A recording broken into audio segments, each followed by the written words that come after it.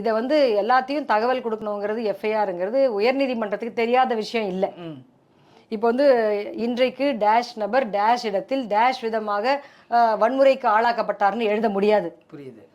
எஃப்ஐஆர்ல X என்கிற நபருக்கு இந்த நேரத்தில் இந்த நாளில் இந்த நிமிடத்தில் இந்த நபர் மூலமாக அல்லது அடையாளம் காட்டக்கூடிய பெயர் தெரியாத ஒரு நபர் மூலம் இந்த பிரச்சனை நடந்துச்சுன்னு தான் எழுத முடியும்.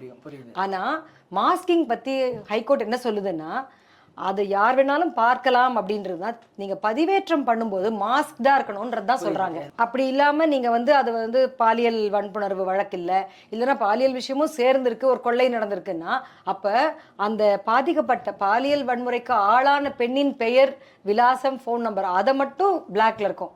ஆனா மிச்சம் எல்லாமே உள்ள இருக்க தகவல் எல்லாம் பதிக்கிற மாதிரி இருக்கும். அப்ப மாஸ்கிங்ன்றது அடிப்படையான பாதிக்கப்பட்ட பெண்ணை பற்றியான தகவல்களை நீங்கள் மறைப்பது என்பதுதான். அப்ப மாஸ்க் பண்ணி உள்ள பதிவேற்றணும். ஆக்சுவல் எஃப்ஐஆர்ல எல்லா வார்த்தையும் இருக்கும். ஒரு ஐஓக்கு எல்லாம் தெரியும். ஏன்னா ஒரு மருத்துவர்கிட்ட நான் எங்க வீட்டு பிள்ளையை கூட்டு வர மாட்டேன், நீங்க ஆனா ட்ரீட் பண்ணுங்கன்னு சொல்ற மாதிரி ஐஓக்கு எல்லா தகவலும் தெரியும். அப்ப மாஸ்கிங்கிறது என்னன்னு சொன்னா, பதிவேற்றம் பண்ணும்போது பதிவிறக்கம் செய்தாலும் மாஸ்க் தான் இருக்கும். அப்போ அதுக்கான கீ எல்லாம் அவங்க யார் தான் பார்க்க முடியுங்கிறதுக்கு மிக சிறிய அளவிலான அந்த வழக்கை விசாரிக்கக்கூடிய புலன் விசாரணை அதிகாரிகளுக்கு தான் அந்த ரைட் இருக்குன்றது தான்.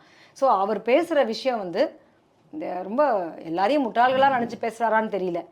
எஃப்ஐஆரில் தகவலும் வரும்ன்றது தெரியாமல் உயர்நீதிமன்றம் சொல்லலை.